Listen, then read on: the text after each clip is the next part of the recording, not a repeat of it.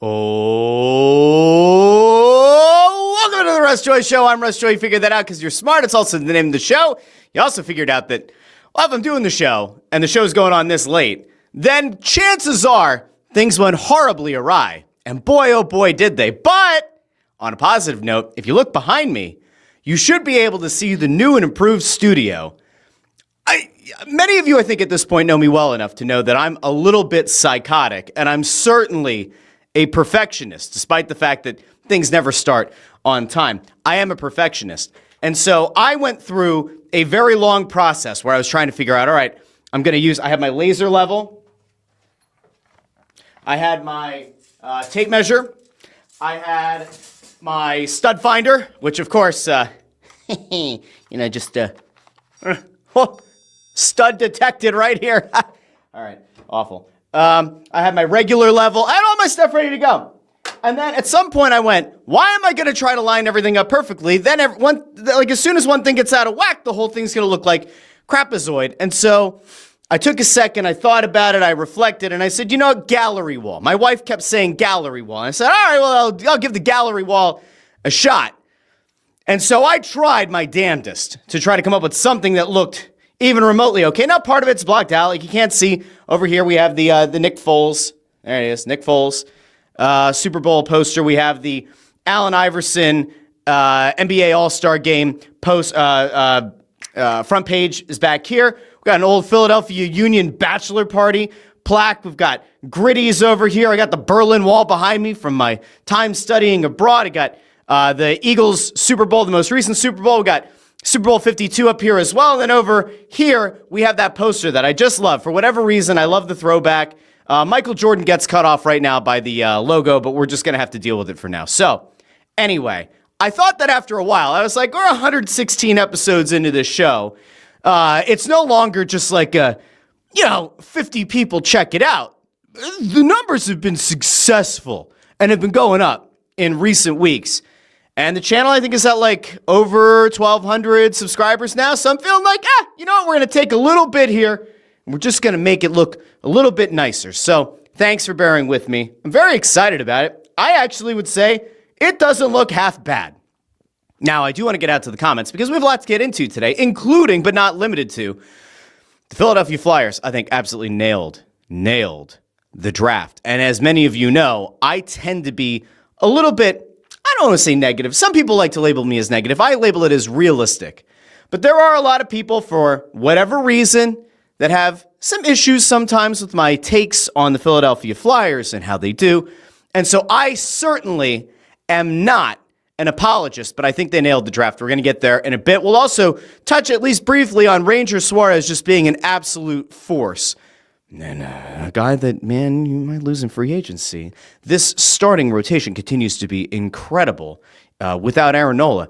Just an incredible effort, winning 2 out of 3 against the Braves. And you have to sit back and go, how the hell can a rotation be this good, arguably as good or better than the 2011 rotation, the 4 aces and average Joe Blanton? How could they possibly be better than that? And yet it kind of feels like they are. Oh, and by the way, Max Kepler felt as though he's been lied to and feels as though his role with the team was misrepresented from free agency until now. So we're going to get to all of that. But before we do, we're going to go out really quickly to the comments because I love and appreciate the comments section here on The Russ Joy Show. By the way, you can find this over on YouTube, The Russ Joy Show. You can find it on the Joy Media account over on YouTube as well. You can find it on the respective Facebook pages. You can also interact over on X on my handle, @JoyOnBroad, which you can see at the bottom. And I might pull up, I could do it. I'll pull up the comments here. We'll fill in this area of the screen with the comments as they come in. All the ones that are already in will not populate, but from now until the end of the show, those will populate. If you send a super chat over, you'll jump the line and I'll get to your question first. And it should also appear there and we'll blow it up big time. Okay. Zacho says, oh yes, missed you guys' draft coverage last week since I was up in Maine on vacation. Happy to be back and see you take on the draft this year. This is the first time I've ever gotten to cover a draft. I have never really wanted to cover the NHL draft in the past. Like, truthfully, I've never really seen the point. There's also like the expense part of it. Like, I don't want to front the cost of having to go wherever the hell we go, right? Wherever the draft ends up being. This is the first year that obviously they did the decentralized draft. The owners wanted it. It was a failure. I would argue the decentralized format of the draft was the biggest clunker, especially coming off a year where you took drafts in general by storm, rolling things out at the Sphere. And it's crazy because it's almost like hockey shooting itself in the foot. We'll get there in a little bit. I want to elaborate on it. But it did give us the opportunity to go down to the Hard Rock Hotel and Casino in Atlantic City, where we were steps away from the Flyers War Room. And we'll talk about some of the things that came out of that show. So, but thanks for finding us, Zach. Zacho also says, sucks we couldn't grab a Desnoyers or Frondel, but Martone and the amount of size and high compete players we grabbed this year will really shape the organization moving forward, staying optimistic. If you came away from the weekend feeling anything but optimistic, I think you kind of have to level set and you kind of have to check yourself before you wreck yourself. We'll get there in a little bit as well. Amadeo says, remember, hockey fans, Gary Bettman says no state taxes are an issue when it comes to free agency. Yeah, sure. Yeah, not true. Zacho also asks, Shabanov season yet? LOL. No. Not yet. Could be. Could be very soon. Oh, look at this. Alex Whiteleather hit me right here in the feels. Says, settling in for the show with an app sampler from Sheets. Life is good. It's funny. I did this whole thing last week. I blogged about the fact that Sheets got the approval from Limerick Township. They're going to be building right across Ridge Pike from a Wawa. And I did a whole thing, and you can find it on the YouTube channel, where I glowingly reviewed Sheets. And I was realistic about Sheets versus Wawa. There are some things that each do better than the other, and it's nice to be across the street from one another. Well, my wife put out a TikTok. Now, after all the years that I've been doing Philly sports stuff, I've got like whatever my following is. I think on Twitter, it's like, it's not 8,000, like 7,500 maybe, somewhere around there. And then you add in like Instagram and all the other crap, and like maybe I'm at like 8,000, 9,000 total followers, whatever, right? My wife, like a year ago, put out a video, and it was our daughter talking, and it picked up like 16 million views on TikTok. So my wife has like 33,000 followers on TikTok, which is great. She filmed me without me knowing it as I'm like standing there trying to find the Limerick Township video, right? Like to see if they got the approval. And the comments of her TikTok video were people going, wait a second, you live in Wawa country, your husband likes Sheets, but he's wearing a Buc-ee's hoodie. Is he a connoisseur of the gas station food? And the answer is yes. Well, you can include Royal Farms in that. I've been to Rutter's once. You're not going to catch me eating 7-Eleven, no offense. But I guess I am a connoisseur of the gas stations. But anyway, Alex, you got to let me know in the comments what's in the sampler. Did you go mozzarella sticks? Did you go fried mac and cheese bites, jalapeno poppers? You got to let me know. Zach O says, waiting on the Sheets and Russ Joy Show collab. It better happen. It should happen. Yukon says, I'm here. You can start now. I'm here. Also says, Zegras makes an all-star this year. That would be pretty wild. It could happen. It could happen. We'll talk about Zegras in a little bit. Jay Grebby is here over on YouTube, says, good afternoon, Russell and Russettes. Hello. Hello, Jay. Jay also says, does Ekblad re-signing in Florida make Risto a potential attractive trade chip? I know he's hurt, but only supposed to miss the start of the year. Maybe a team will overpay. Well, kind of sucks. All right, so let's start there. You know, since we last spoke, we knew Sam Bennett was going to stay in Florida. We knew there was a really good chance that John Tavares was going to remain in Toronto. And not only did he remain there, he took like a massive pay cut, like a 50% pay cut. And now you find that Ekblad is re-signing. Now, Elliot Friedman put out, we'll throw it up here on the screen really quick, but I almost want to throw up on the screen when I see the terms of the deal. But Friedman is saying that apparently it's going to be around 8 years, $6.1 million per year. Now, I could look at this realistically and say, would I have wanted to give Ekblad an 8-year deal? Absolutely not. No, I don't think the back half of that contract is going to age very well. But the front half of it at $6 million, that could be okay. Now, why would Florida sign Ekblad to an 8-year deal right now? Well, remember, the CBA changes that are going to go into effect start not this upcoming season, 25-26. They'll start the 26-27 season. You'll only be able to re-sign your own players to a 7-year max. So if you're looking at it and you're saying, all right, we know that the cap is going to go up, you're effectively saying we're fine having some of the eventual cap increase get eaten up by a contract that might not age well for the sake of having a little bit of flexibility here as you pursue a three-peat. And so for Florida, it's an absolute no-brainer. It is a brilliant signing. It helps to continue to fortify that blue line. It puts them back in position where you're like, man, can they really re-sign both Bennett and Ekblad? Can they get both of those guys back in? And the answer now is yes. And in fact, Bennett, what he signed for wasn't a bad signing, but man, you kind of sit back and go, he definitely could have gotten more elsewhere. Remember, for a long time, people thought, oh, Toronto's going to get in there for a $10 million per year deal. Could it happen? It is an advantage. $8 million a year for Bennett might be a little bit on the higher side, but he would have gotten double digits AAV if he had gone elsewhere in the league. And there is no doubt. Gary Bettman can say whatever he wants, but there is absolutely no doubt in my mind or any rational hockey fan's mind that the no state tax thing really does help. It really does help kind of offset those additional earnings that you could pick up in another market. So now you have Bennett back, Ekblad back. Florida very much looks like, again, if not the team to beat, then pretty damn close. I don't remember if Marchand has agreed to anything yet, but the thought is that good chance he'll try to re-up there. Why would you not want to go for back-to-back cups if you're him? Help the team win 3 straight. Absolutely wild stuff. Now, back to Jay's question about, does that change anything on the Risto market? I'm not sure that it changes a lot for the Risto market because, again, he was injured. He's going to miss the start of the season. I've been saying this for a while. The Flyers are only going to move off of Rasmus Ristolainen if they believe they have another bigger defenseman in the pipeline or readily available to take his spot in the lineup because they don't want to be as small as they were last year. Now, there have been rumors floating out there that Cam York may be close to signing some version of a deal. I would expect a bridge. I can't imagine it's going to be a longer-term deal, although he's buddies with Drysdale, who's here for a few years. He's buddies with Trevor Zegras, who was just brought in, who presumably is going to play well as a center and get a nice contract in restricted free agency next offseason. So if you're Cam York, did the calculus change? Did one of your friends in Zegras coming in here, did that change things? Does maybe his ask come down a little bit? Is he willing to extend out so that it's a lower AAV? We'll find out soon. I've just said all along, I thought that York is probably the most expendable guy defensively because Drysdale's here. I think they really like Emile Andre. They don't have a ton of size on the blue line. Are they going to want to actively ship out Cam York now? Probably not. I would assume that they are now going to re-sign him, and especially with Risto missing time, the last thing you want is to totally upend your defensive core. Will it pay dividends? Could the Flyers end up getting York on a relatively affordable deal and then ultimately look brilliant in the contract that they ultimately signed him to? They could. Now, if you're York, you could do what Cates did not that long ago. Take a shortish term deal, take a 3 or 4 year deal with the understanding that the cap is supposed to go up exponentially 2 seasons from now.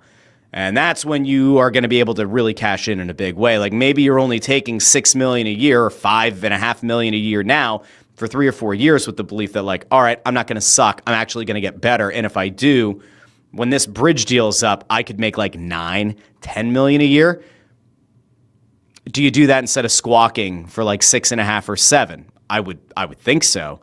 Not that it's going to matter, but if York wanted 6.5 or 7 million, and then you look at Ekblad and you go, well, homeboy just signed for 6. It's not a comparable situation, but it does kind of set in some way a little bit of the market in free agency. Let's see. Landros says Flyers got one of the top 3 talents in the draft. No one saw any of the other top centers as first-line talents. Martone is that. I want to get into this draft. I really do. Let me just double-check. Oh, man, we did have a lot of comments come in. Okay. I'm going to do my damnedest here really quick to get through as many of these, and I want to go all in on the Martone conversation. By the way, Greg over on X, who knew to click the video first to go in old Periscope mode and then send over comments, says, wow, hometown discount for Ekblad, and says, cap's going way up. This will be a bargain in 4 years. Correct. All right, let me get through as many of these as I can. Jay Grubby says, Peltier not qualified. I haven't seen it. Let's see. I assume that you're telling the truth. I haven't actually looked. Yeah, Anthony DeMarco put out there, and so did Kevin Kurtz, that it sounds like they are not qualifying Jacob Peltier. He is an RFA, but I think this kind of gives you an idea of what is to come. Now, what would be really interesting is when you're looking at the depth chart on this team, and I mentioned this last week, and I mentioned it on our show, on the Snow the Goalie Draft Day show, right? I did mention this at the time. While most people think the Flyers could look to add depth at center, although the center market isn't particularly great right now, I did kind of float out the idea that, like, could you see them get in on, like, a Nikolai Ehlers? Could you get in, or Ehlers? I call him Ehlers, but it could be Ehlers.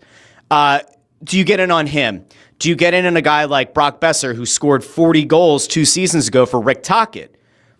If you think that it could help your team, right? Like, if the idea here is, all right, Trevor Zegras is here. We want to make sure that we're giving him the ability to kind of mix and match his line mates, and you still don't know what Sean Couturier is going to be right now. Rick Tocchet did come on the show and said that he thinks that Couturier is going to bounce back in a big way. He's really excited to coach Zegras. That's a good sign. He called out Cates, said Cates' film really popped. All that's great. I wouldn't be surprised if they looked at bringing in a winger. Sure, like, bring in a winger to help. He also spoke pretty glowingly of Owen Tippett and the belief that Tippett's going to be able to come back and turn things around, be more consistent. So you're going to add, like, all right, let's think about the wings now, right? You have Mishkov and Konechny are your top two, some way, shape, or form. By the way, just historically, a lot of right wings on the team. Somebody's going to have to play on their off wing. It's okay. So you have Mishkov, you have Konechny, you have Tippett, you have Forster, you've got Brink. Now, where would a Peltier have found himself? Like, I'm not exactly sure that he would have been anything more than a fourth liner. Perhaps they think that somebody internally could take that spot. And if that's the case, good on him. Certainly not a bad thing. Are you going to give one of the guys from the Phantoms an actual look? Could Porter Martone get an actual look? I don't think so, but anything could happen. We'll get there in a little bit. I wouldn't be surprised if the Flyers looked at getting a wing. I really wouldn't. I mean, anything could happen between now, the start of free agency, a week or two into free agency, if somebody's holding out and waiting for a certain, to get that bag and it doesn't come, and then you start renegotiating. I wouldn't be shocked if they looked at a veteran winger. If they do, I would hope it's going to be like a top 6 winger, which maybe allows you to take a little bit of the pressure off of Bobby Brink, for example, having to somehow like work his way into being a top 6 forward, which I don't think he is right now. Will he grow into that? I don't know. It takes a lot of pressure off of Tyson Forster. He also then maybe doesn't have to be a top 6 winger. Maybe it gives you the ability to kind of jostle where Tippett's at in the lineup. I wouldn't be surprised. And they do have cap space, and they obviously have an abundance of cap space next year, which both Dan Hilferty and Rick Tocchet talked about in length on the Snow the Goalie draft show, which you can find over on the Snow the Goalie channel and in your podcast feed. There are just so many things that this team is now going to be able to do. And that addition of Zegras really did kind of change the calculus. It changed it on draft day. And I think it could actually sort of change their outlook in free agency as well. We'll get there in a little bit when I can. Okay. Let's see. Holy crap, there's a lot of comments. Okay, let's get to as many as possible. Jay also complimenting the backdrop. Thank you, Jay. Thank you. Let's see. Connor says you should put the 2 Super Bowl newspapers next to each other. Huge miss here, Russ. Well, I was going to, but I have, hold on, this one is Super Bowl 59. This is Super Bowl 52. So we do have them right next to each other. And I also liked breaking up a lot of the verticals and the horizontals. So, doing what we can here. Let's see. Tony Louis says A+ on the coverage over the week. Oh, A+ on the coverage over the weekend at Snow the Goalie. You guys were on fire. I might not have liked the Nesbitt pick, but I'm just a fat ass on a sofa, and Briere probably knows more than me. I got to tell you, this is the thing about Nesbitt, right? We all knew that Nesbitt was going to be a guy that, like, you came out of the draft kind of wondering, was that the right pick for the Flyers? How are the fans going to react to him? And I do want to just take a second here, because some of you know I like to pat myself on the back when I'm right. Now, in this case, I was slightly wrong, but I did manifest something, right? I have been saying on this show, and Snow the Goalie, but I've been saying on this show for like going on 2 months that Roger McQueen was going to fall into the early teens, and Danny Briere has to go big balls, Danny, and he's got to put the assets together and move up from 22 to like 12 or 13. Like, I swear, I have been saying that for 2 months. It might have been longer, right? And so you get to draft night. They get Martone, and then, which we'll talk about in a bit. And then as things are kind of unfolding, I'm like, yo, McQueen's falling. How far is he going to fall? Now, we had Mark Gregg, who's one of the Flyers scouts, on that show as well, where he kind of gave like the wink and the nudge that like Martone could be the guy, but then also said that, like the hypothetically, I said like, we won't attach McQueen's name to it, but a guy who like could have been a number 1 overall pick or something, and you have the back issues and injuries, and he's like, well, you could slide a few spots, but he kind of gave the impression like a guy of that talent isn't going to fall to like 16, right? So McQueen goes to Anaheim at 10, which was essentially the equivalent of like last year when the Canadiens had Celine Dion come out and announce Ivan Demidov. Like it gutted me, right? Because I was out on a date on vacation with my wife at our favorite burger place in the Outer Banks, and I see Celine Dion come out, and I know that the Habs really were pissed off they missed out on Mishkov, and I knew they were going to take Demidov, and I was like, please don't make me hate Celine Dion. I love Celine Dion. Don't make me hate her. And I still don't hate her, but it did upset me. And so I was like, well, of course, Anaheim is going to have to take McQueen, and they did. So I was sad because there goes your 6'5" center. And then the Flyers trade up. They make that trade where it was a pick from the Rangers to the Penguins and then to the Flyers at 12. And they get a 6'5" center. So while I wasn't exactly right about McQueen, they did end up with a young 6'5" center, which proves that like my manifesting these things into the universe sometimes is a little bit off. But I would say 6'5" center is still a 6'5" center. I haven't watched a lot of film on Nesbitt, but I can tell you that this dude won a lot of people over almost immediately because he came on the Snow the Goalie Draft Day show. And I just want you to hear, in case you somehow missed it, I want you to hear what Nesbitt had to say about what he did know about Philadelphia and about being a Philadelphia Flyer. But Philadelphia is the better Pennsylvania team out of them in Pittsburgh, so I'm super excited about that. But no, that's really all. So he said the Flyers. Philadelphia is the better Pennsylvania team. Now, did he say that because Pittsburgh gave the pick away and came to the Flyers? Listen, that's almost like the Bryce Harper school of pandering, and you have to love it. And here's the thing about Nesbitt. A lot of people got in their feelings. A lot of people got worked up. He was projected to be in the 20s. He was projected to be in the 20s. I saw people say that like they had him in their 30s on their own big boards. And I was like, listen, I mean this respectfully, right? Some people overvalue their own input into where they rank players. Some people will watch a little bit of film on a player, and then they will still essentially try to sell themselves as a draft expert. You guys know I do not do that. I'm not sitting down watching Jack Nesbitt all season. I was not sitting down watching Porter Martone every game. So I'm not going to tell you that like I had some great idea or some kind of like otherworldly insight. What I do know is he's a huge body. And what the Flyers came out and said after the fact is that they were pretty confident that he could have gone at 13 or 15. And so while I think it was it Pierre LeBrun or was Bob McKenzie? One of them had Nesbitt at like number 15 or 16 in their final draft guide. And I was like, okay, just take a second here. Like, let's try to be a little bit rational. If Jack Nesbitt was like the 15th or 16th best player on a highly respected pundits list, right? And you traded up from 22 to 12 to get him, all right, you've technically taken him like 3 or 4 spots earlier than the pundit. But you have to keep in mind that McQueen was off the board, and if you wanted size at center, Nesbitt was your next best option. And if there were going to be other teams that could have taken him, obviously prior to you at 22, and maybe you couldn't get up to 14 or you couldn't get up to 13, and so you end up making a deal, oddly enough, with Pittsburgh, all right, it might look like you reached a little bit, but by like 3 or 4 spots. Now, if you want to go to somebody else's big board that said, oh, he was the 24th best player, and now you've drafted him, 12 spots earlier, all right, you can get worked up about it. But before you crush the Jack Nesbitt pick, ask yourself one question. Did I watch any Jack Nesbitt games this season? Before you trash the pick, although many people already have, before you in earnest continue to trash the pick, ask yourself the question, did I watch film on Jack Nesbitt, or did I just watch some YouTube clips, or did I just watch some highlights on Twitter and decide that I didn't like the pick? Or did I see a few highlights, look at a couple of mock drafts, see that they seem to agree in some way that 12 was a little bit higher than expected, and just formulate your opinion based on the opinions of others? Chances are, many Flyers fans who openly, very boldly decried, oh, what a horrible pick. I almost guarantee you none of those people have watched Jack Nesbitt play.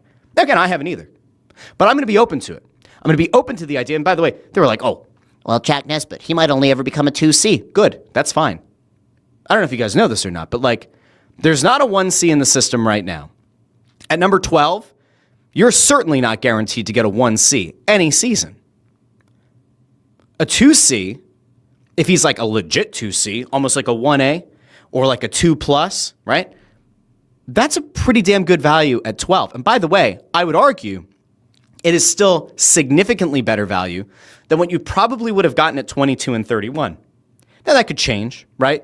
Maybe the Flyers could have gotten better value at 22 and 31. But I'm very much of the opinion that you get the opportunity to take two swings on players in the top 12 of a draft. I'd rather that than you kind of taking a flyer on somebody, especially at 31, and then like very hit or miss at 22. Claude Giroux was there. Yeah, I get it. There are anomalies that are drafted in the 20s that turn out to be exceptional players. I would call Giroux an exceptional player, especially given what he was surrounded with. And I know that I triggered a lot of the people with the Giroux pillows last night when I just pointed out that he re-signed with Ottawa and you're not going to win a cup there. And like, put the family first. I can't blame him for putting family first. But like, you're not going to win a cup there. It's okay. But like, if you can find somebody at 22 who ends up like leading many of your franchise's all-time stats and will probably be certainly will be inducted into your team's Hall of Fame and maybe has an outside shot at making the actual Hall of Fame, that's great value at 20 or 22. It's certainly not far from a guarantee that that's going to happen. So I thought the Nesbitt pick was okay. It didn't blow my socks off. It didn't make me lose my ever-loving mind. Some people, I think, got a little bit too worked up in the moment and didn't have a whole lot to go on themselves. We'll see what he looks like at Dev Camp, where I believe Snow the goalie will be. I believe that we're going to have some more of these people on. We talked to Nesbitt for a few minutes on draft night. We talked to Martone for a few minutes on draft night. I think we'll be talking to a few more of those people, so you have to stay tuned over there. That was a good pick. Like, all things considered, I'm here for it. All right. I kept saying, like, we're going to fly through comments, and then we'll go off on these tangents. Let's see. Raymond Supper says, I'd like to tune in 10 years from now and see 2 new cup banners. It'd be great.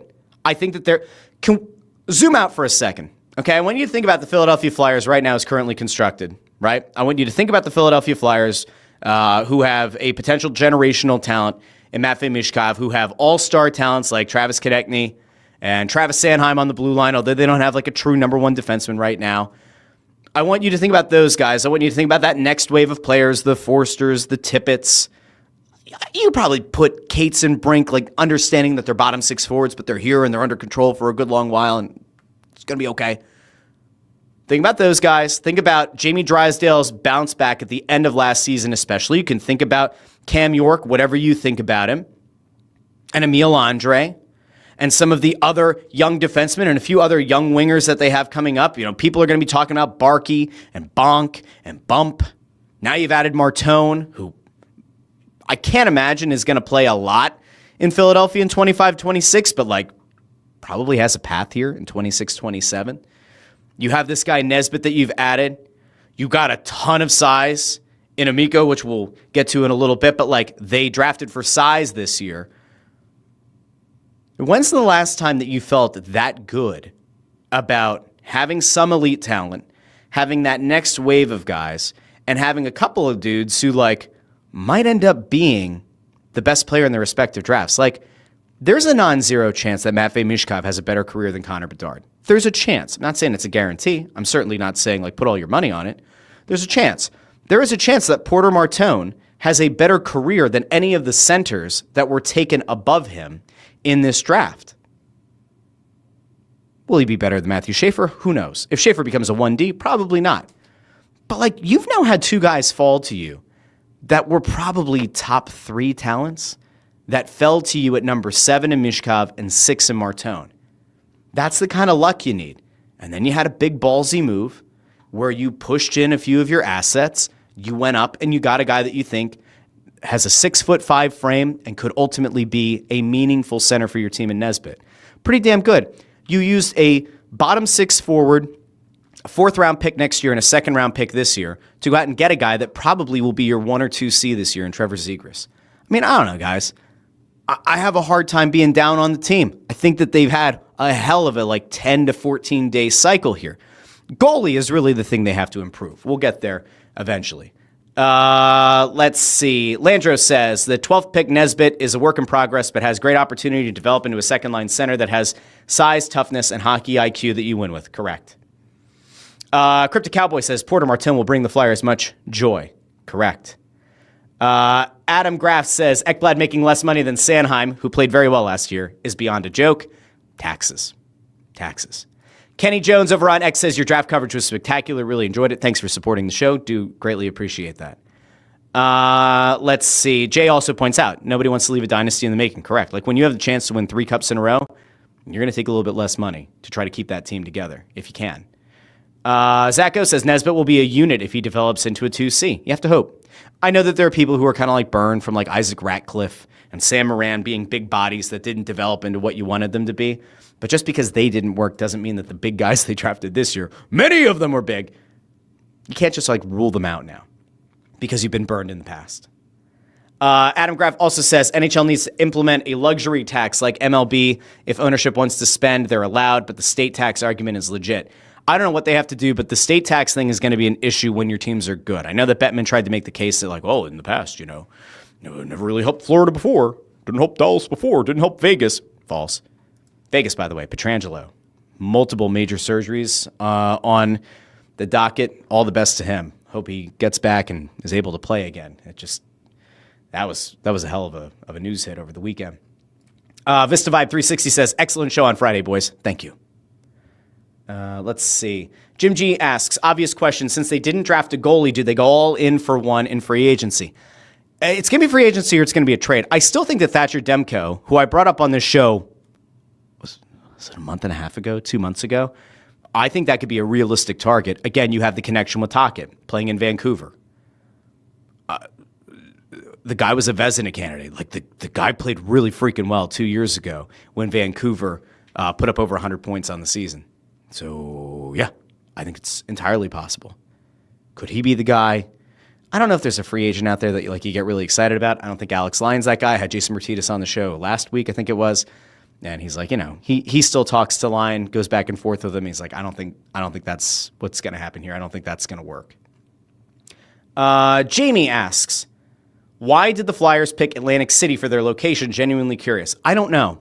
So there was the thought, right, that why didn't they just do it at Wells Fargo Center? If you saw what the Islanders did, the Islanders had a carnival down on the floor in their arena. And then as soon as James Higgins got taken by Boston, you saw them all kind of flood to the exits. The Islanders had a great draft. Absolutely great draft. They probably had the best draft, which is easy. But you got Aitchison and Schaefer, who could develop into your top pair, which is bananagrams. They didn't get Higgins. There were all those rumors going into the draft that they made the trade of, what the hell's his name? They traded a defenseman who's going to be an RFA. Dobson. They traded Dobson. They got 16 and 17 from Montreal. And then there were the rumors going around that they were going to trade up to number 4 to Utah. And it didn't happen. And Higgins fell and they didn't get him. And then the Islanders fans whined and cried. Let's see. Linda Joseph says, getting Martone was great, but I loved what the Flyers did early in the second round. Also, how mad were you that Montreal got another Russian that you wanted? They have Mishkov envy. That is 100% true. Zarkovsky was a guy that the Flyers definitely had scouted. They wanted. They were very interested in.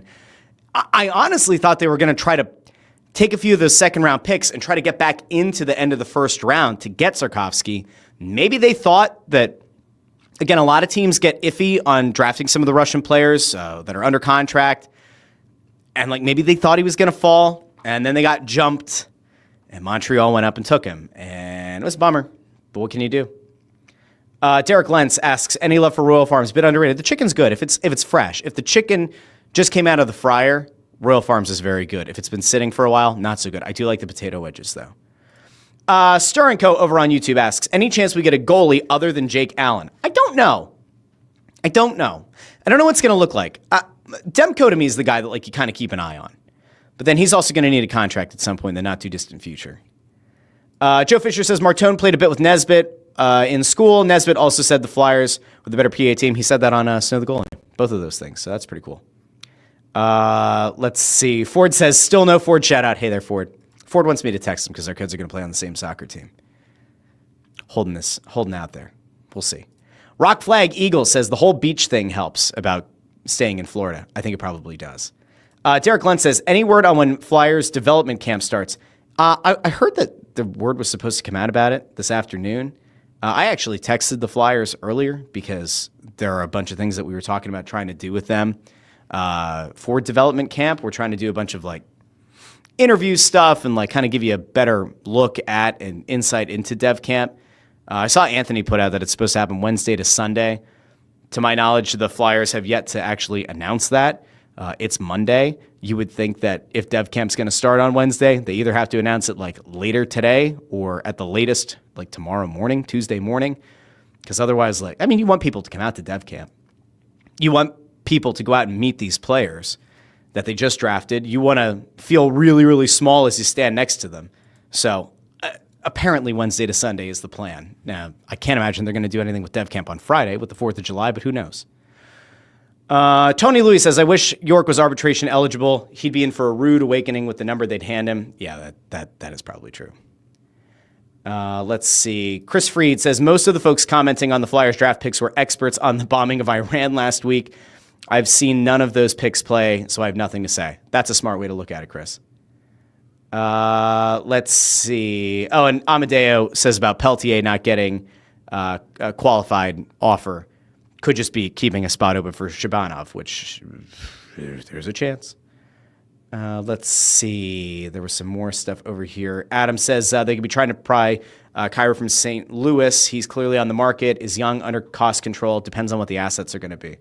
The one thing that it certainly feels like is that the Flyers do not want to part with any of their picks next year. And for good reason. Like, I think the Flyers are going to make the playoffs next year because they're going to address goalie. While I think the Flyers are going to make the playoffs next season, until you get halfway through the season and you see how your team is performing for Tocchet, you probably would be making a mistake in trading your first-round pick because anything can happen, right? Like, you get a couple of injuries and all of a sudden things bottom out and your potential lottery ticket to go up and get this generational talent in Gavin McKenna, if you hand it over for a guy who, like, I don't know, is going to play on your second line or maybe he's going to be like a second-pair defenseman, it's not going to be a good value. So I guess I get it. Let's see. Michael Serkin asked about the goalie. I think we touched on that now. Let's see. Vineet Singh says, it's crazy that after getting Zegras and Martone last week, along with our haul in round 2, I almost forgot about Lashenko. Is that good or bad? I think it's great. Okay? Let me be clear. Lashenko. He might develop into a really good player. I have no clue. Okay? It was about a year ago. Hilford Briere and Keith Jones came on Snow the Goalie, and they talked about, I think it was Jonesy was the one who said that Lashenko, body-wise, strength-wise, speed-wise, putting it all together, reminded him of Brindamore. I was like, well, that's pretty freaking high praise, right? I have no clue what Lashenko's going to be. I think that what all of this, like when it all comes out in the wash, I think it would have been a mistake for Lashenko to not be guaranteed a spot on the team going into next season, but this feeling that, like, if he didn't make it, it's a failure. The Zegras move helps because there's that cascading effect. And now, if you're a fan base or if you're the front office and you're thinking about how the fans are going to react to stuff, if your choice is Lashenko plays in the NHL, but he plays on the 4th line, or he goes back to Guelph for another season and continues to develop there, and maybe you make him a late season call-up, that's probably the better path. Now, the problem is, like, is he really going to develop at Guelph? I don't know. But would I necessarily want him to be up here and maybe struggle at the NHL level? Like, I didn't get any feeling at the end of last season, especially with the Phantoms, that he was going to be ready for the NHL. But maybe he blows everyone away in camp. And he pretty much makes it undeniable that he belongs on the team. And in that case, it's a little bit of a different situation.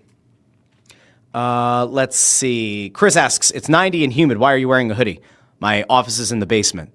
It's always cold down here. That's pretty much it. Let's see. Michael Sirkin said McQueen did pick to wear 95, which is hilarious. Like Lightning McQueen. I think he's going to be a good player. Let's see. Corey Pronman was very high on Nesbitt, says Vinit. Thinks he will blow up this year at Windsor. Entirely possible. And then Chris says, Russ in full homer mode. You guys know me enough to know. I'm not like one to carry the water for the team. I think they had a really good draft. Vinit also says, Alex Appleyard's analysis is fair. As he looks at guys who only scored a point per game pace and what they become in the NHL, the odds are against him being anything more than a good third liner. We'll see. We will see. If he becomes Adam Lowry, which is what Nesbitt said he wants to play as, and Schaefer said unprompted what a beast he was to play against, I'm all for it. I mean, there's going to be a high compete level with Nesbitt. And if this dude is going to play up to his size, could be a great pick. I'll also point out the fact, Nesbitt, when he was on our show on Friday, and we asked, hey, is there any possibility that you knew going into the draft the Flyers had interest? And he goes, no, I had no idea they had any interest in me.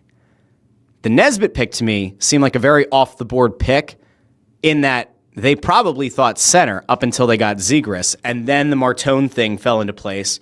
And Anthony put out on Twitter in between the first and second round, so I guess it was, Saturday morning, that he talked to somebody who was in the war room who said something to the effect of, they were fucking pumped when Martone was still on the board at 6 because they thought Nashville was going to take him at 5.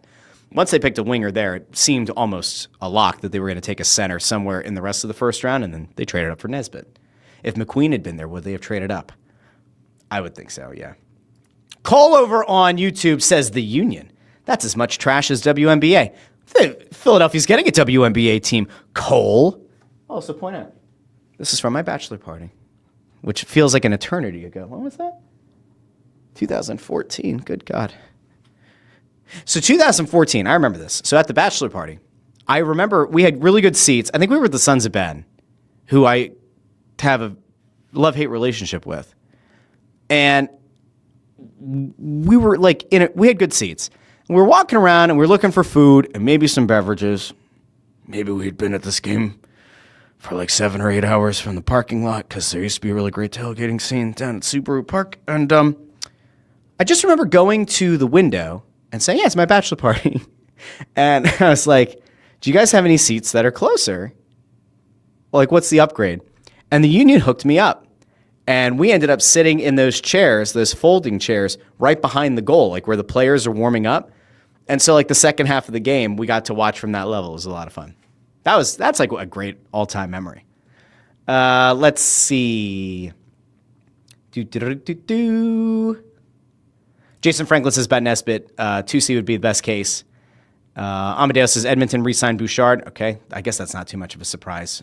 4 years, $10.5 million per year. Ooh. Jason Franklin says, getting a Hagens, Eklund, or Martone Nesbitt, I would have rather the Hagens duo. I could see that.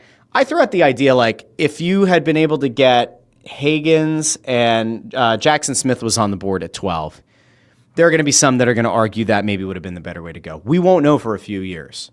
That's the difference in the NHL, right, versus many of the other leagues. It's going to take a while until we see these guys actually get into the NHL and decide if they can show out or not. Amy's here, says joining late. I really enjoyed the draft coverage. Thank you, Amy. Let's see. Peter Tom Willis over on X says great mix of size, speed, and skill. Yes, skill in our organization. It's a good feeling. Again, I'm saying, like, come back to the feeling of, like, when's the last time you felt this positive about a Flyers team going into the season? It might not be about their ability to contend this year, but the longer-term outlook, you have to feel better about this team. Certainly than you did at any point in the Chuck Fletcher years. Probably better than you did at any point in the Ron Hextall years. If you want to go back before that, I mean, there were a lot of years where Giroux was the number one player on the team. They had Voracek, they had Simmons, and a whole bunch of not much else. Did you really feel great about those teams and their long-term prospects? Probably not. Let's see. Purple Crayon says the inverted perception that teams pick incorrectly because mock drafts said differently is so absurd. I agree. Dave Quinn also says, don't forget, they have a lot of money to spend in the next few years as well. Let's see. Amadeus says Demko is re-signing in Vancouver. Did it happen? Did it happen and I missed it? That'd be sad. Oh yeah, closing in on a contract extension that'll keep him in Vancouver. I missed it today. All right, so Demko's out. I don't know what they're going to do with goalie. It'll be okay. It's going to be fine. Maybe not. I thought there was going to be a chance they'd try to trade for him. Woof. Okay. Let's see. Ryan Reese is okay with Demko being gone, by the way, says he's injury prone anyway. There are some injury concerns. Bus Camper says, love the draft. Martone was my guy, even though he wasn't a center. Big guy in front of the net with great hands, something this team hasn't seen in a while. 100%. Let's actually go there.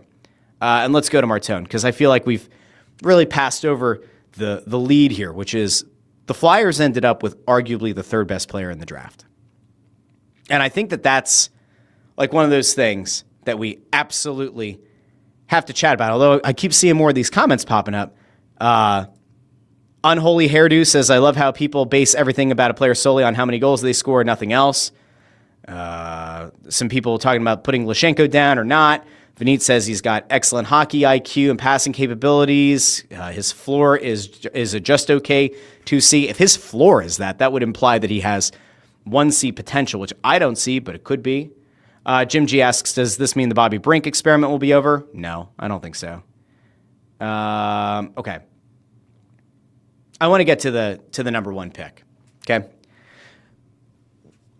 Zoom out about 2 weeks ago. Let's go back. About 2 weeks ago, it seemed as though the Flyers were going to get their pick of whatever center was left at number 6.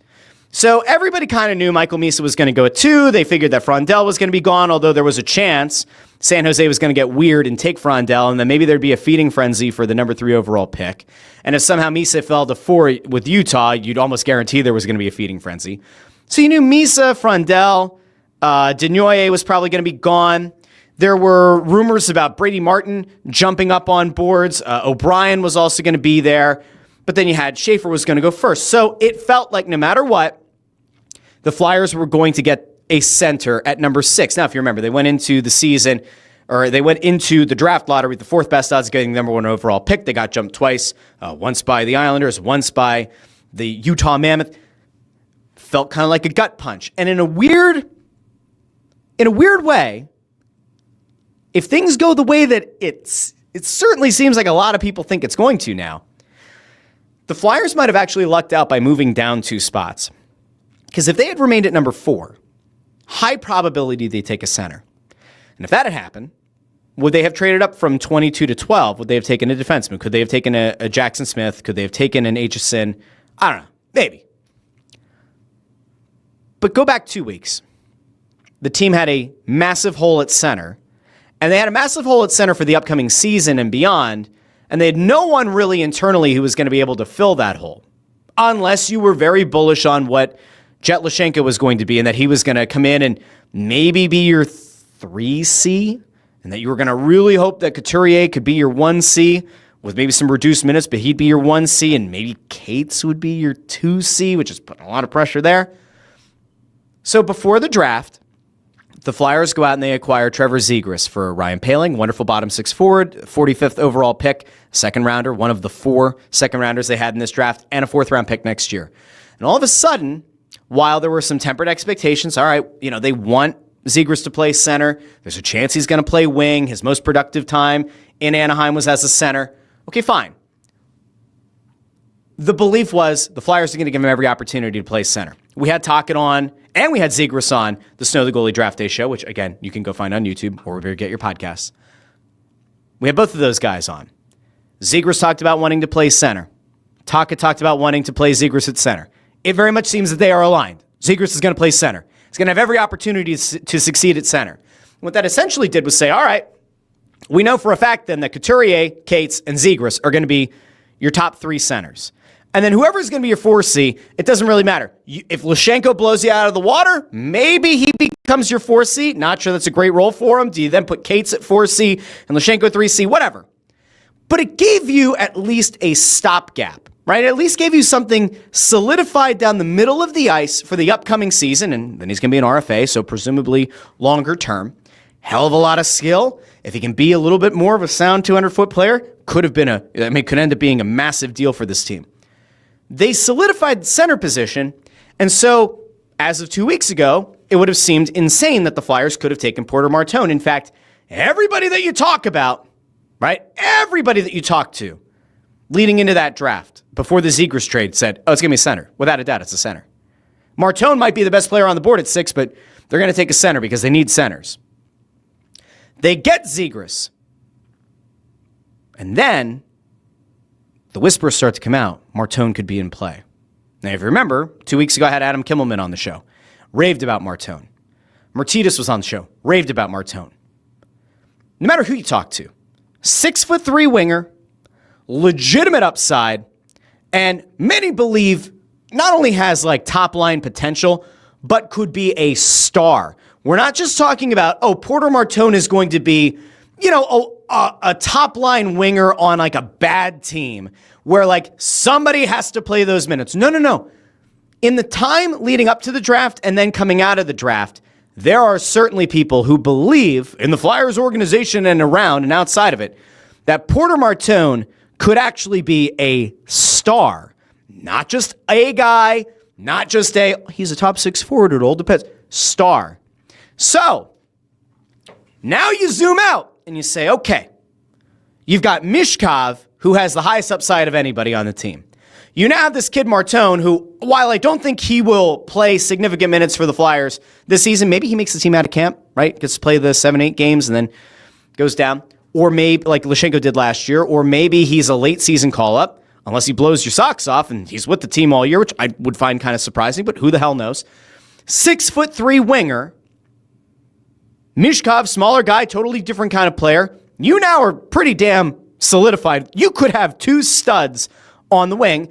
Zegras, I'm not going to tell you is a bona fide 1C or is going to develop into a bona fide 1C, but he's got the vision. Taka came on the show and was like, hey, forehand and backhand passing, not going to compare him to Draisaitl, but like probably one of the best backhands from a creative perspective outside of Draisaitl. Very high praise from the coach. There is a belief that this forward core has the ability to go to another level. And so you look at Martone and you go, all right, if he doesn't play for the Flyers much at 25-26, is it a failure of a pick? Of course not. Because what we do know is Schaefer maybe has a chance to play in the NHL this season. Maybe. There's still a chance that New York looks at it and says, we're going to let him play 1 year within the organization. We're going to let him play elsewhere for a season. And then in 26-27, Schaefer's going to be on the Islanders. Entirely possible. Same thing might happen with HSN, although that might be 2 years out instead of 1 year out. They feel very confident in their guys. The centers in this draft, whether it's Misa, Frondell, O'Brien, Denoyer, Higgins, there seemed to be no belief anywhere, not a single soul. Prognosticators, pundits, scouts, nary a soul seemed to believe, oh yeah, of those like 5 centers, 2 or 3 of them are going to be in the NHL this season. Absolutely not. Now, is it possible that a team gets desperate or they want to try to like drum up some interest in the team and they're going to roll out their young center for the first like 7-8 games of the season and then maybe if he impresses, he stays? Sure. Possible. But it felt like if you were going to draft a center in this draft, that guy wasn't going to play for you this year. And he might not even play for you in 26-27 because he's still going to need time to develop. With Martone, there is a belief that if it's not this year, 26-27, he has a legitimate path to playing here and to being an impact player. You think about like what Mishkov was able to do at age 19 and then turned 20. You think about what Mishkov was able to do in his first season in North America, in the National Hockey League, playing for a not great team with an absolutely putrid power play. On a good team, on a respectable team with a even remotely competent power play, Mishkov probably has 30 goals a season ago. He's going to take another step this year. everybody on this team is going to take another step. And if Zegras ends up becoming the guy that the Flyers have hoped for a few years when they've been, kind of testing the waters on a potential trade with Anaheim, if he ends up becoming the guy that a lot of people believe he could be, that sets up Martone in a big way. Maybe not this year, but next year. That's huge. Again, think about all the bad teams we've had to suffer through. Think about all of the piss-poor squads that have had to go out on that ice at Wells Fargo Center and have underwhelmed. Like, you set the bar low, but holy shit, it somehow got worse. Now you look at this team and you say, there's legitimate upside here. There are legitimate stars in the making on this team. Now, I don't think they're going to be in the lottery again next year unless they go out and acquire somebody's pick. I really don't think the Flyers are going to be in the lottery. So you're not going to have a shot at Gavin McKenna. But what you will have is a young nucleus to actually build around. And everybody around this organization keeps pointing to 2026. We have a lot of money. 2026, we have a lot of money. There's a lot of money. Did we mention? A lot of money. The Flyers are going to get really frisky next offseason. They have now fortified their ranks. They have now added a ton of size. They took, 9 guys in the draft? I think all but one of them is like 6'2" or taller. Bananagrams. The size on this team is nuts. And Amico's 6'6"? I think was he the tallest guy they drafted? Like, it's absolute lunacy. This team got bigger. Now, did they overcorrect? Did the Flyers, did they pass up on best player available because they wanted to add size? I don't know if I'd go that far. But, Carter Amico's 6'6". Was he the best player available? Some say yes. Will he ultimately be that guy? I have no idea. Did I watch Jack Murdoch? No, I didn't. But he's another massive body. He's another big boy. They went for size in this draft. We'll see if it pays dividends. Just because you follow the Chip Kelly methodology of big people beat up little people, it's not a guarantee it's going to work. It's not a guarantee that this is going to be the best draft ever.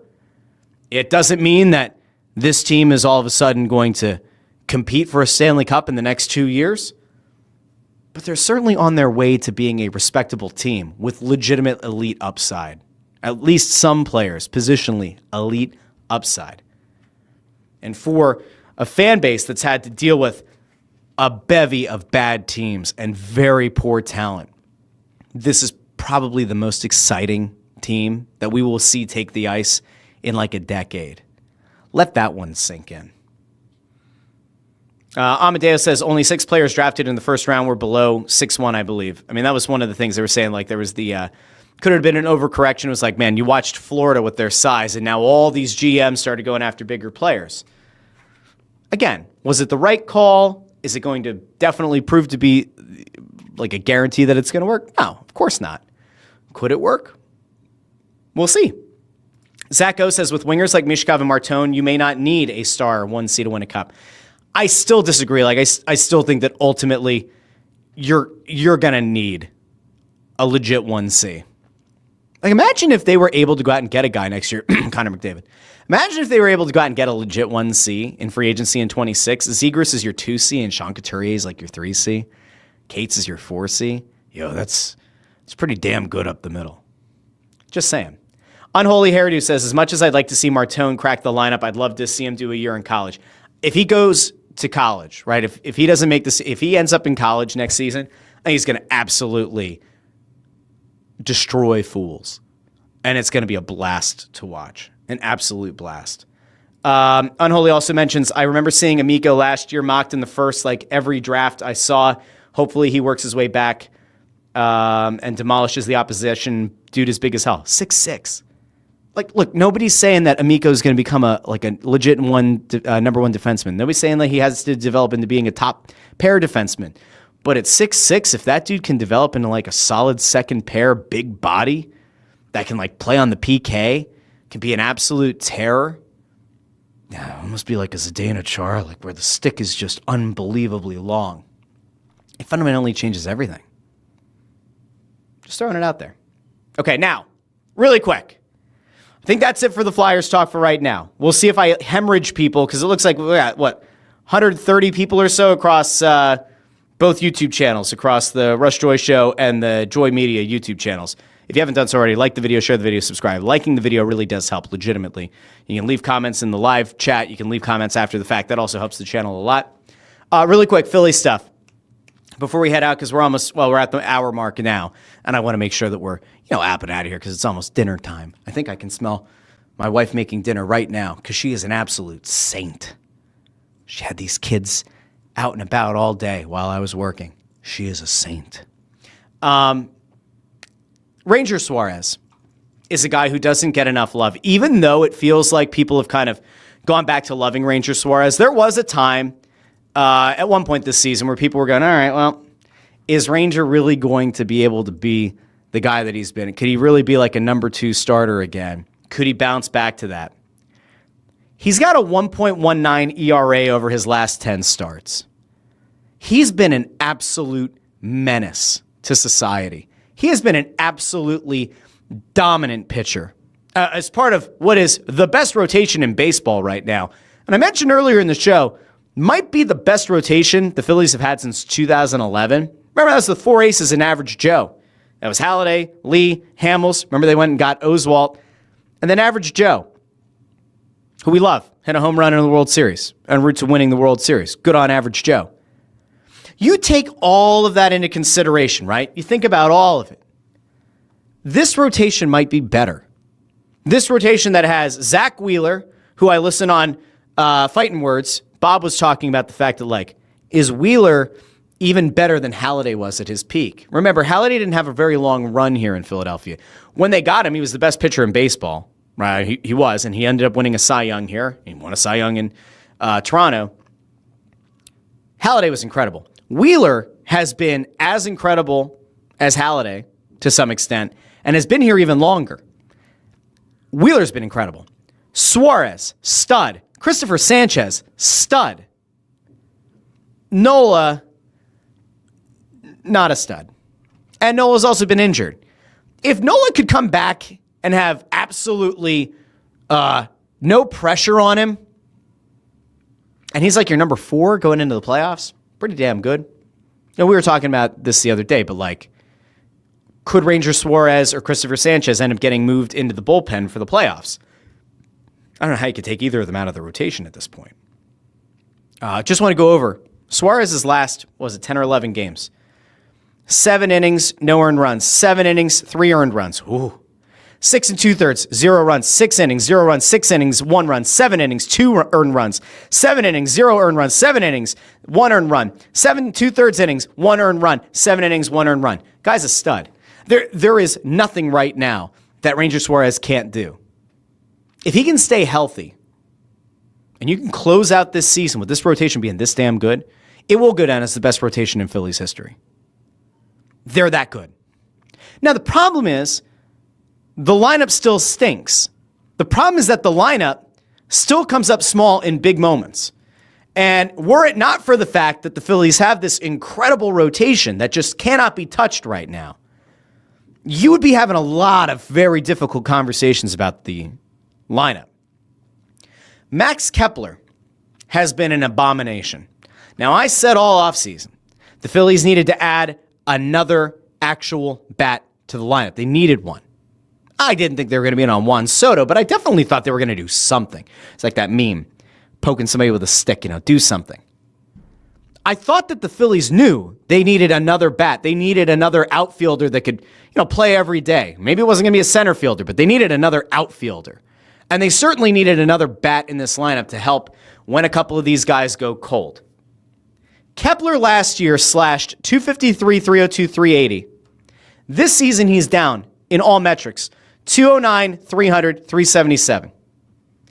And things got even worse over the weekend because Max Kepler came out and said over the weekend that the way that this team was kind of sold to him, the way that his role was kind of sold to him was different. He felt like he was misled by the Philadelphia Phillies. He felt like, this was a quote from a story written by Matt Gelb. The biggest challenge for me is not playing routinely. That's the biggest challenge. Kepler was under the impression that he would. He said, I was told I was going to be the starting left fielder. As of today, he is a qualified hitter.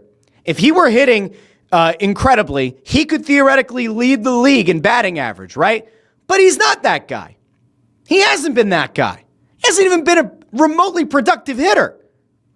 Again, he's hitting like, what did I say before? Like around 200, 209, something like that. He's been awful. It got worse, though. And I just saw this. This came out about 20 minutes ago. And we'll give credit. So I see it's over on the 97.5 account. So we'll throw it to them really quick. Rob Thompson had to address the media. So Kepler's comments came on Thursday. And here's what Rob Thompson had to say about 20 minutes ago. He said he's had some conversations with Kepler. Quote, the comments that he made, I think, have a little bit been blown out of proportion because he told me basically what he was trying to say is that he likes to play every day. It's frustrating when you don't. All right.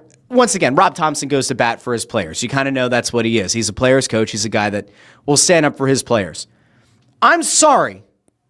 Max Kepler isn't that guy. And Max Kepler is not the kind of guy that has produced in this city for long enough to be able to get away with complaining about his playing time. He's not that guy.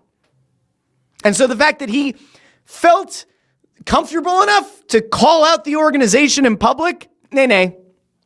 And as a 209 hitter, he can hit the bricks. He can go. Now, the problem is they don't really have anybody that can take a spot.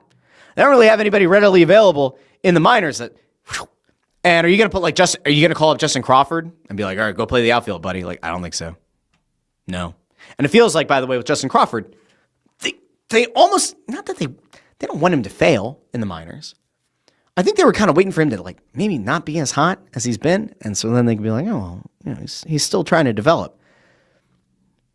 There are a lot of things going on about how Crawford's hits in the minors, a lot of them are kind of like weak grounders, and then you get up to the major leagues, that's not going to work. We'll see. One thing that we do know, Kepler has not been good. Kepler has not been great. Kepler has not even been mediocre. He's been below mediocre. And if he wants to try to get things going in what is a contract year for him, he might need more consistent playing time. But in order to earn that playing time, he's got to play better than he has. And right now, there isn't really much of a path to doing that. So all the best to him. I don't want to see anybody fail. But man, to come out publicly and essentially say that you were lied to with what was offered to you, not great. Not great at all. Let's see. Timeout says, getting in here late, going to start the show over now. Happy 4th, Russ. Not sure you'll do another show before then. I will. I'll be back. Don't you worry. This won't be the only show this week. Jim G says, bullpen is pretty bad too. That's also what Ray Polina says. Bullpen is awful and you don't have Alvarado for the postseason. That's also very true. I mean, it really is. That was another hole. And Jordan Romano, not doing it. Not doing it for anybody. Jerry Martin says, crazy. Anthony Santander would look like a great addition, I think, to the lineup. Peter, by the way, Peter K says, Russ, there's now a Buc-ee's in Virginia. I saw it's outside of Richmond, west of Richmond off of 81. Oh, don't worry. I've looked into it. I've thought about whether or not I need to like get in the car and drive down there. Don't worry. Jerry Martin also said, dude's a clown. Get out of here. At least be classy like Merrifield last year. Admit you suck and you're down on yourself. So Ford says, Ford is tired of John Clark saying the Phillies bats are back every time they score 13 runs. They're not. Then they score 2 the next day. That's why we just can't get behind the Phillies right now. You have to be fair. The Phillies can have one outburst and then the bats go cold. But in fairness, it's been this way for a good long while. Christopher O'Donnell says, I don't blame Kep for feeling this way. He was offered an everyday role and his numbers aren't far from his career averages. It's just a horrible signing from Dave Dombrowski. Correct. K-Dub says, Ray Romano is a better reliever than Jordan Romano. That also might be true. Let's end with this. Landros 2 says, happy Canada Day tomorrow to all those who celebrate. And if for some reason you're going on vacation and you're going to miss the show on Wednesday, I hope everybody has a happy 4th. But I will be here on Wednesday. Can you believe it's the last day of June? I certainly can't.